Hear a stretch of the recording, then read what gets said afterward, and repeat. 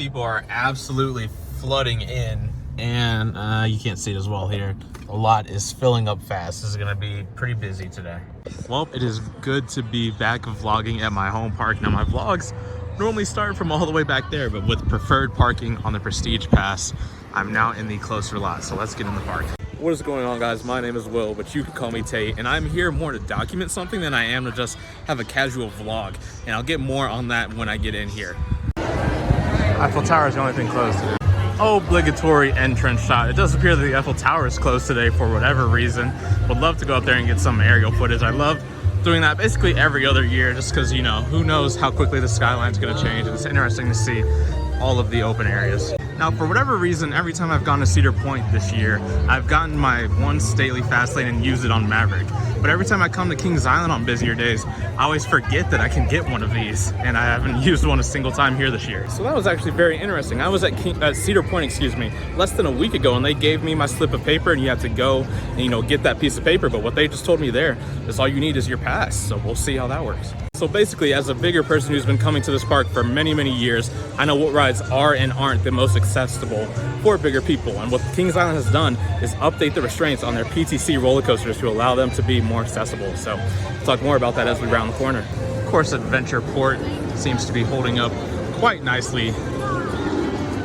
And this view of Banshee. I want to say, with the slingshot here, it definitely was not as open as it used to be.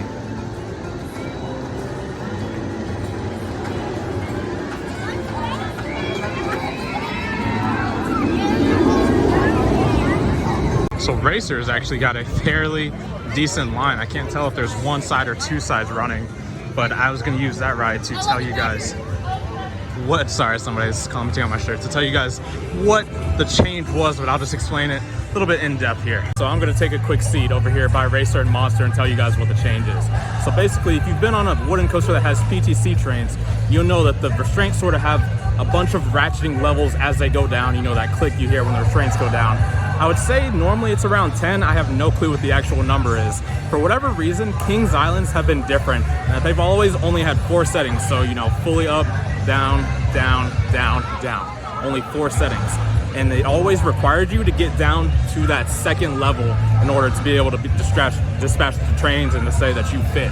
What Kings Island has done is allow it to only have to go to that first level now, which just majorly increases the accessibility of the ride. So I've already tested this on Racer this year. I'm going to go over to Beast and see if it appears to be the same story. If so, that gives you what, 25% more accessibility on the ride. So if you are, you know, on the cusp of getting that second latch on either Beast or Racer, you know, now you should be able to fit because you only really need that first level. So it does appear that they are only running the red side of Racer, so maybe that's why that line is a little longer. But again, I've already tested this on Racer. You do only need 1 click on there opposed to the 2. And now I'm gonna go over and test that on Beast. I think all of us in the bigger community can always agree that PTC trains are always probably some of the most accommodating that there are. I was at Six Flags Great America not too long ago, and you know, with how many ratchet levels those have, I don't know what the minimum is, but I had no trouble fitting in them. Kings Islands have always, you know, only having those 4 levels. Of course, it goes down more each level. And so I just felt they were a little less accessible than the average PTC train.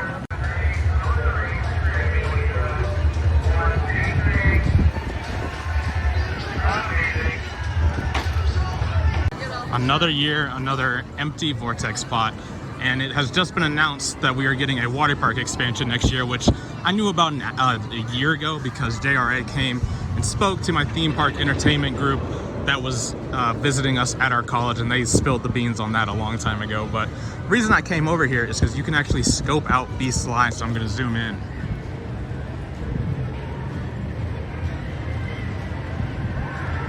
So this ride's ridership has actually increased majorly since the retrack. I don't know if word is spreading or how, but this ride always seems to have a line. I've been wanting to do it all this year. I've come on dead days, and Beast has still had a line. And like I said, I forgot I had a 1 free fast lane, so I have not done it yet this year. So let's go ahead and get in there and test the 1-click theory on Beast now. So of course, like I said, if you were on the cusp of being able to get that second click, or if you got in and did not fit when they tried to push it down for the second click, you're now able to fit if you can get that first click. And also, those of you that are smaller and don't have to deal with it, you might get even more airtime now if you get a really cool operator that lets you go with 1 click. So I've seen tons of bands at Cedar Point, but I've actually never seen one at Kings Island. You can actually see from over here that Diamondback's line is a little bit longer than a stairway, so not a busy day at all.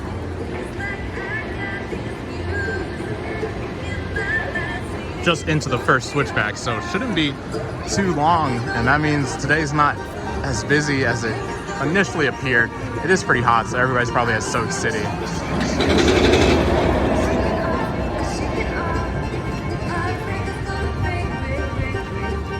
So I have actually never been through the fast lane entrance, and the line is almost spilling back out to the ride entrance. This is so like new and crazy. So again, I'm glad to see the ride getting ridership, but on days that were not busy, Beast was always walk on. So I'm not sure what's going on.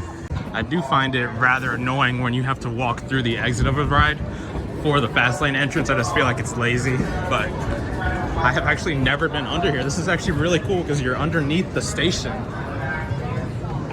for the fast lane. I mean, this is so cool. I definitely might have to take advantage of this and grab a fast lane night ride at some point this year. So now you also get this very unique lift hill shot. I have just never been, you know, on this part of the station. This is actually extremely cool.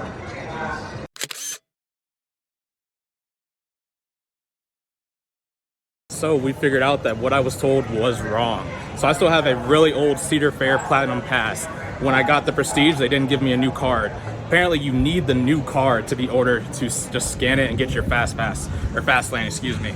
So now I've got to find where I can actually get the once a day Fast Lane. It's kind of annoying.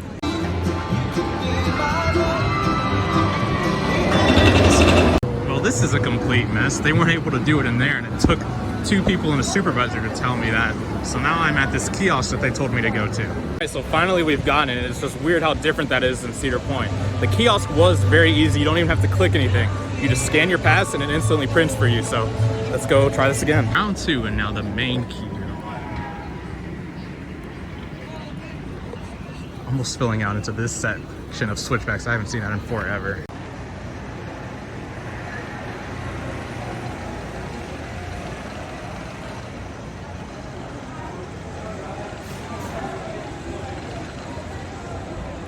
So I'm not complaining because now I'm walking up to the front row.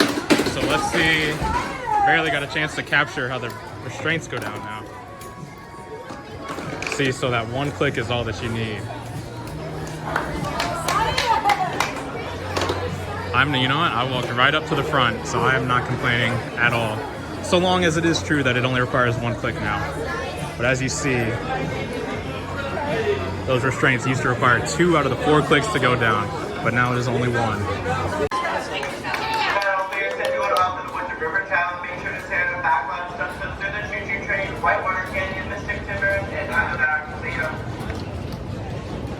All right, so 1 click, that's what you need now. That's 3.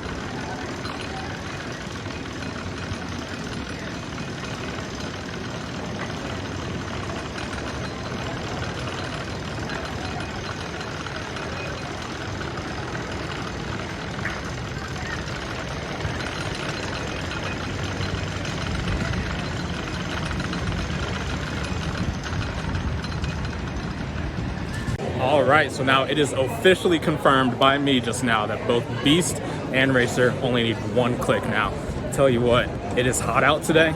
That was far from being the fastest ride on Beast I've ever had, and far from being the smoothest. I mean, even with the retrack, but still, love that ride. It always has me tear up before we even get to the second lift hill, and then that second half is just amazing. I far prefer that to Mystic Timbers, just because it's classic, but 1 click is needed. Tried to show you guys without ruining the ops. I was originally going to say that I should have just waited in the normal queue, which with how much of a hassle it was to actually get my fast lane, but the wait for the front row was like 5 trains, and when I came back I walked right onto it, so I'm not complaining.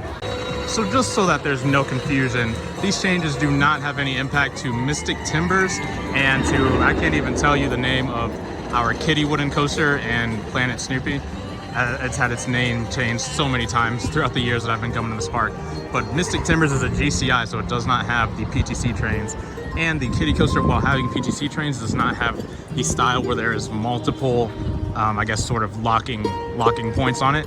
So it only applies to Racer and Beast. Even though Diamondback still has a stairway when stunt coasters line is this far out, you know it's getting pretty busy. Well, with only requiring one click now, the amount of room I just had on Beast, even though I'm not gonna lie and say there's airtime, I still quite enjoyed that.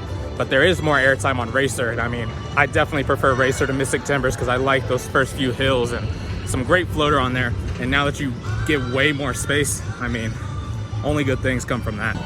So it's not windy today, as you can see. Drop zone, I know it's drop tower, but I'm gonna call it drop zone forever, and wind seeker are both open, so wonder why our Eiffel Tower is closed today. So I'm debating if I want Coney Barbecue or Chicken Shack, and to be honest, Coney Barbecue has gone pretty downhill this year, so I'm gonna go to Chicken Shack and showcase the new changes that they've made to that restaurant for this year. Now that I'm getting a look at it from this angle, yeah, Banshee's paint job does look very faded.